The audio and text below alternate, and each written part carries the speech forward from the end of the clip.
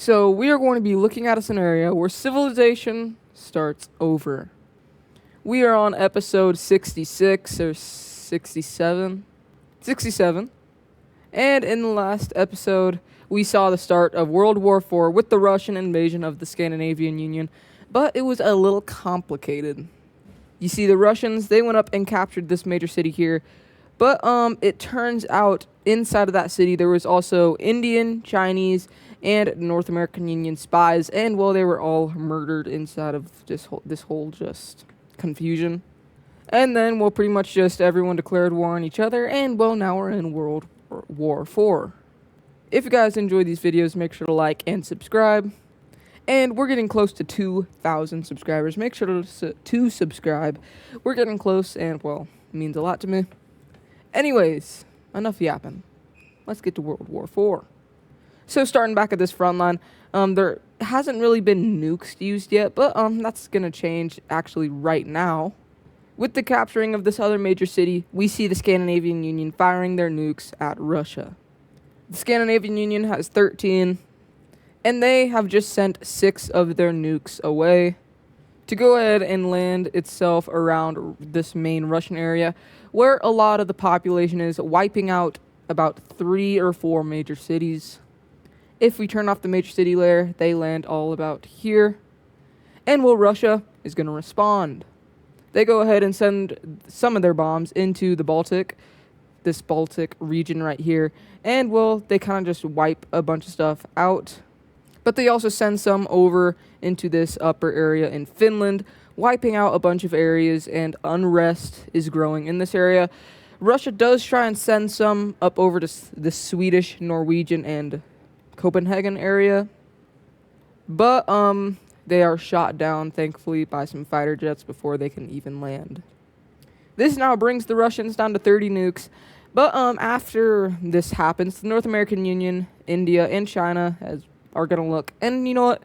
Let's go ahead and start a nuclear war. I'm pretty sure it takes around like 400 nukes to destroy the world, but these nukes, like in Atlas Pro series, are very underdeveloped, even more underdeveloped than the ones dropped inside of his series. These ones, I'm pretty sure nowadays it takes around 400 nukes to destroy the world. It would probably take around 1,000 to destroy the world with these nukes. So what we see in India are Chinese nukes landing about. And well, they're hitting a lot of major cities in these really populated areas. This kills a lot of Indians. China, for some reason, launched 12 of their nukes.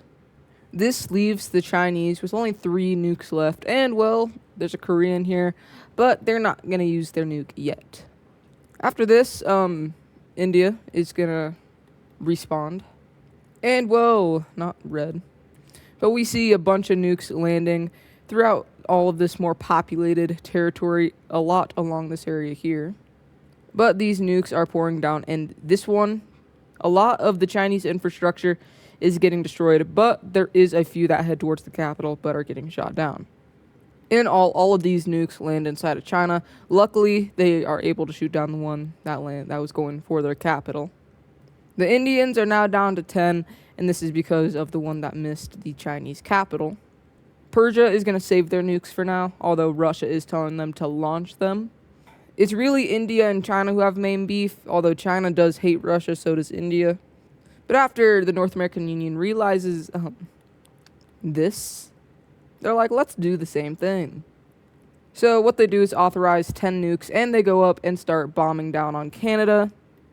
They land 2 on both of these major cities inside of Michigan, and they get very close to the capital. Canada has no nukes, and now a lot of their population that was over here is dead.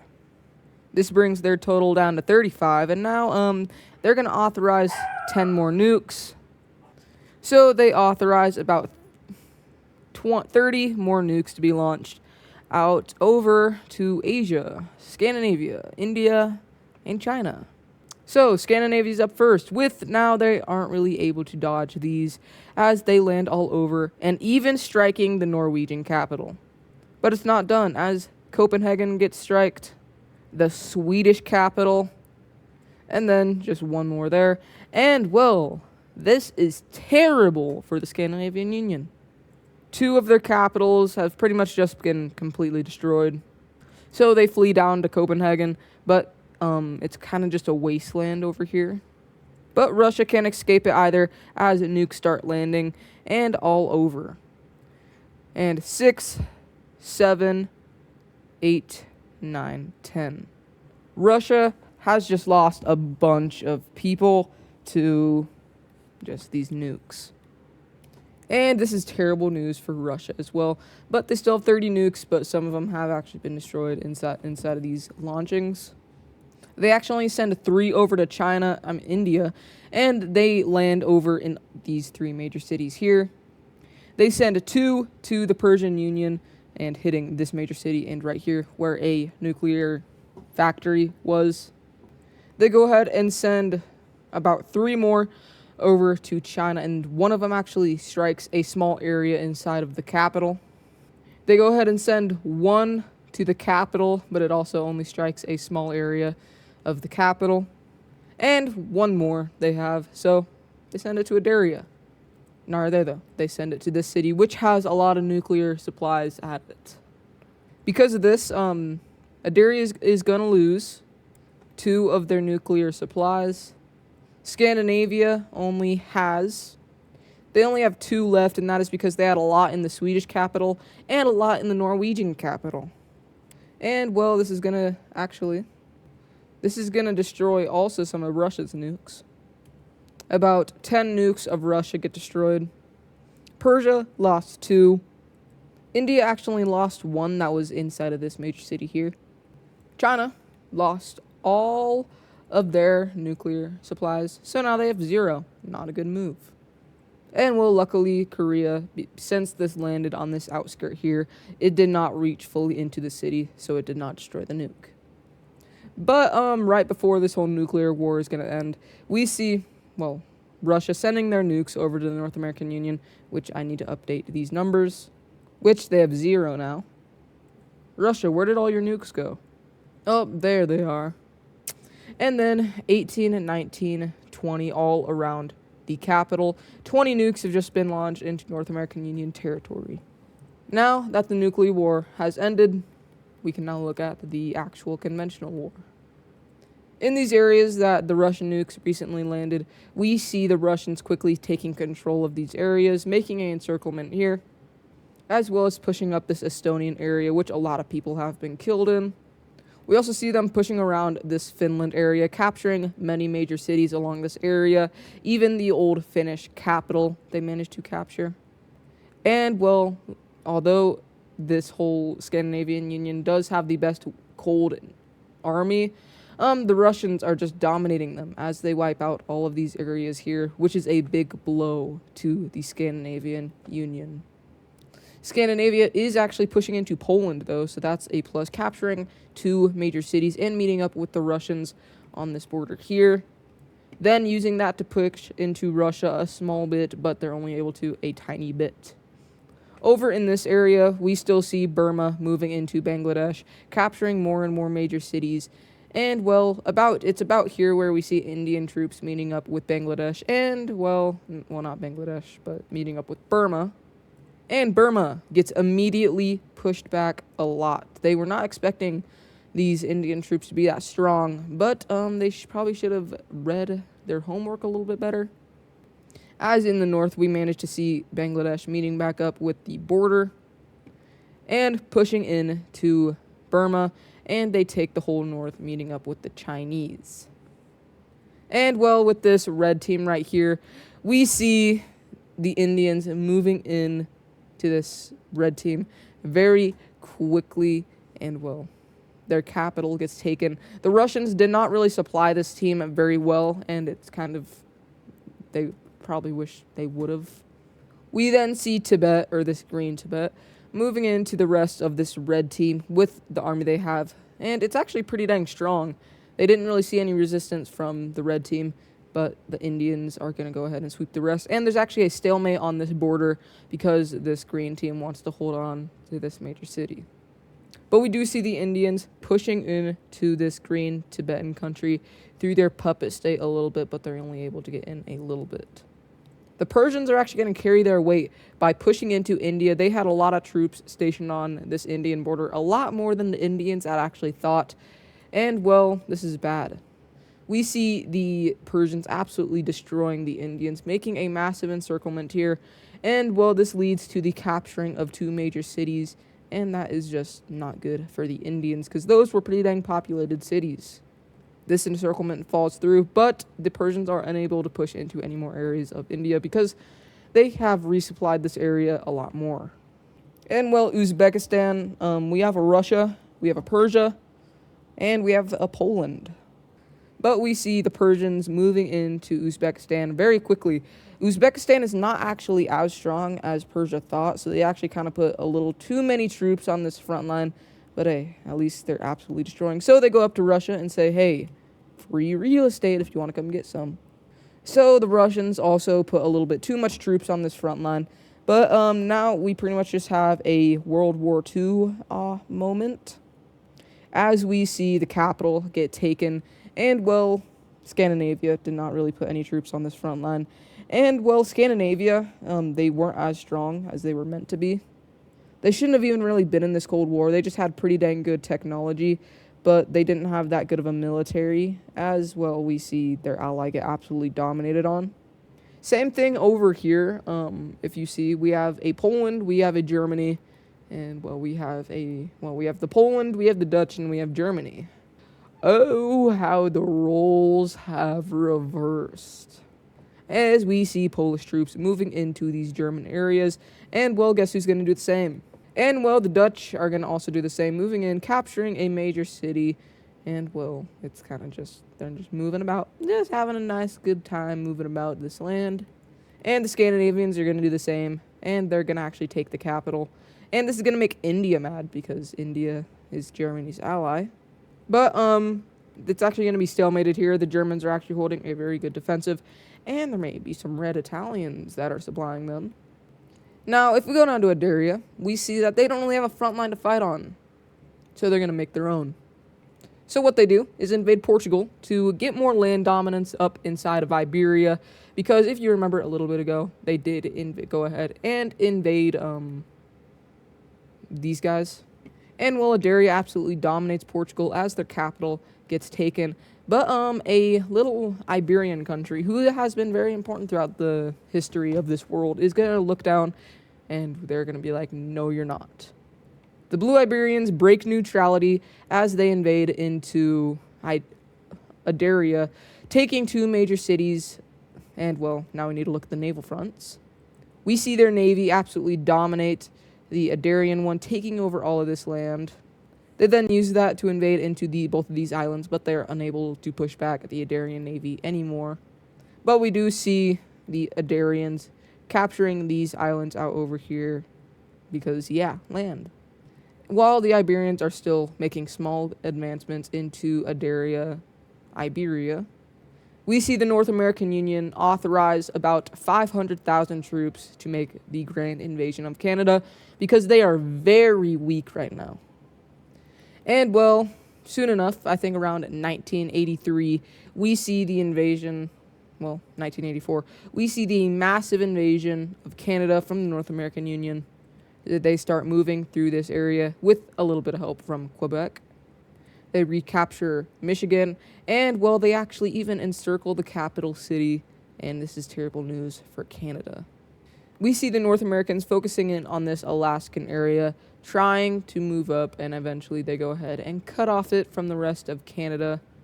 We see the North Americans, with a little bit of help from the people, re-liberate Alaska finally after it has been underneath Canadian control for a long time.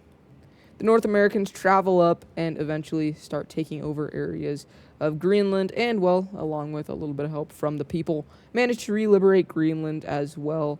These guys don't want to be underneath Canadian control anymore. They cross over and start moving down, and this is bad news for Canada because it's pretty much over for them at this point. All of their northern islands fall, and a push down from the north down happens, and, well, in just about a year, we see Canada being fully wiped out, pretty much, besides from their capital, where they're still going to be fighting. We now start to see fighting over inside of the Asian theater from the Russians as a mass invasion of not only the red team, we almost see the Russians completely wipe out the blue team already. And, well, now all of these Asian countries aren't super strong. Even the purple team's capital is going to get taken very quickly, and they managed to get behind these lines right here, which is terrible news for the Chinese. And, well, now we see a pretty small invasion of China, but China is not super strong. I mean, India is stronger, and even Scandinavia is a bit stronger. But, these guys, they also probably shouldn't have even been in this Cold War. But they have actually wiped out the entirety of this Vietnam country. But bad news just struck, as, let's just say, a pretty non-important country down inside of Indonesia may have just joined the war on their very own side because they don't want to join India's side. They don't want to join China's side. They don't want to join Russia, Scandinavia, or the U.S.'s side, the North American Union side. They want to be on their own side, and, well, it's Indonesia. And pretty much what they do is they invade into Burma, and, well, they begin wiping out them. Indonesia is the 12th strongest country in the world. They're pretty dang strong. They even managed to take the capital of Burma, and the government of Burma has now officially just fallen. They then invade into this new Chinese area, taking the capital of the old Vietnamese country. Indonesia is absolutely destroying in this war. They then go ahead and take all of this naval front that is right here from the Vietnamese, and then start a naval battle, which they actually win. Indonesia has a great navy, and they actually managed to encase the entire island, even meeting up with the actual Taiwan border right here, but they can't get this down quite yet. We then see them take this island as well as making a small landing inside of Taiwan, but this immediately makes the people of Taiwan just rebel away. The people of Taiwan automatically did not want war, but then Indonesia went for the tactic, kill the civilians because they don't really have the back of the government. They did that, and now let's just say a revolt is happening over here. This revolt is immediately going to side with Indonesia, as well they give up all of these naval fronts to Indonesia. And, well, the invasion of actual China happens, with them losing coastal access here. And, well, with the help of this rebellion, this whole front manages to get very far up into this Chinese area. The Indonesians hate the Chinese. Why? I don't know. Ask the Chinese yourself and the Indonesians. With this falling of the government, India actually helps Bangladesh push through the rest of this area here. We then see Bangladesh moving into the rest of these areas, moving down the coast, and, well, they stop here because their own people aren't in support of the war. So, that's that. And the rest of this falls over to Indonesian control, and this is a major breakthrough in the war because China is not doing so good. They just lost an ally.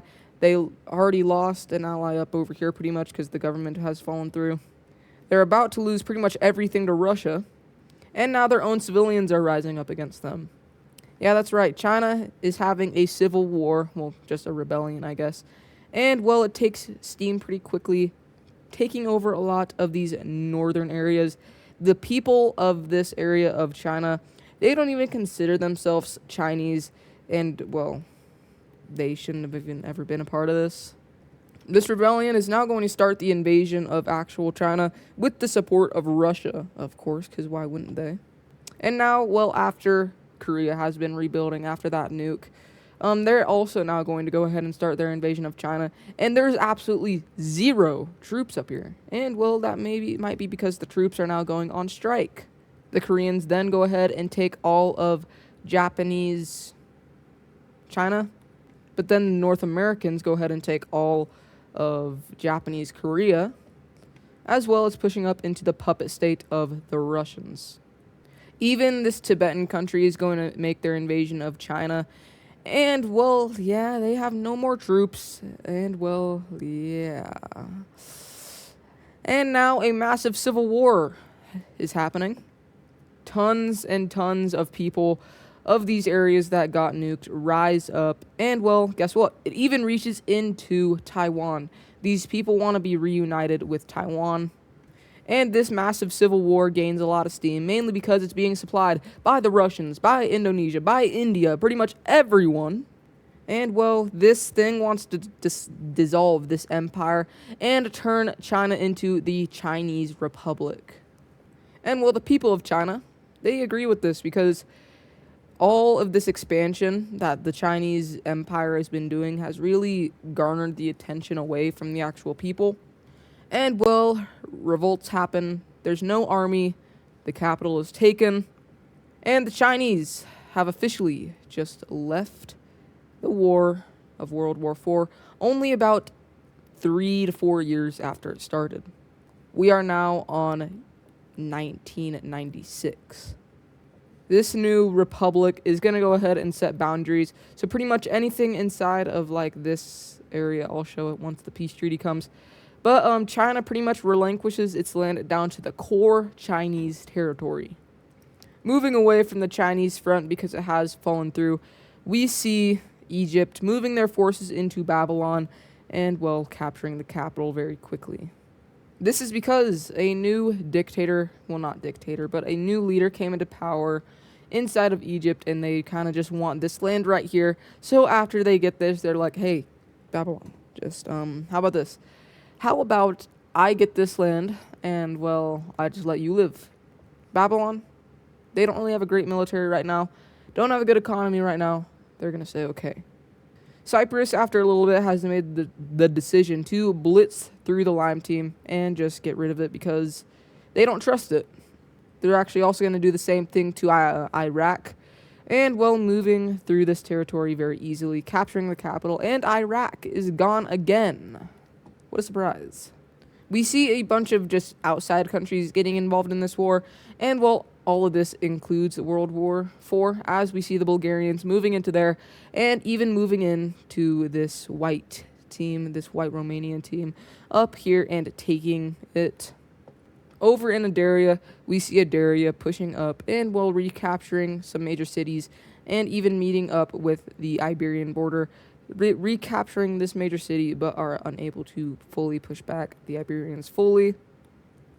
And, well, now Iberia, after kind of focusing on this, they're going to go down and also start an invasion of this gold country for reasons they want land over here, mainly this major city, which they take, and they take all of this, and then they're like, hey, allies, go ahead, and, well, just go take what you want.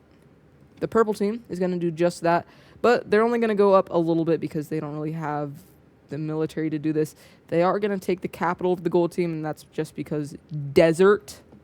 We even see Egypt get in on this a little bit, but that's only because free real estate, and why wouldn't you get in on this free land? But the government falls, and, well, Iberia claims it. After this, we see a bunch of African nations join to get rid of Iberia off their continent. They are tired of the Iberians' control over pretty much all of northern Africa. But we actually see a new alliance being made, and it's kind of just by Libya, the Gear Alliance. And a bunch of African nations are going to join it. All of these countries join it, but the real nail in the coffin, Egypt joins it because they are tired of the power of Iberia, and they kind of feel like Iberia is trying to assert control over Egypt. And Egypt is tired of being put underneath control from other countries. They were put underneath control by the colonizers, then by Israel, and they are tired of it. So a new front has just opened up in Africa, and it's going to lead to Iberia pulling troops off of pretty much the Russian area because they did have troops fighting over in Africa, up in Scandinavia. These African countries are ready for war, as we see the green team pretty much blitz against the blue team, and, well, they are taken under control again in just like 2 episodes. We also see the blue team pushing into the pink team very quickly. These guys are being supplied by probably someone called the Red Italians, or maybe even called Blue Iberia. Libya also pushes in to Iberia. They go along this coastline and moving into these more deserty areas of Iberia, but they aren't going to go far because they just want to kind of distract Iberia. The orange team, with help from Sudan, since all of the purple team troops are pretty much up over in this gold country, or the old gold country, they're going to blitz up, take the capital, and, well, it's over for the purple team. Perry, after just coming back recently, is going to also absolutely destroy these nations surrounding them.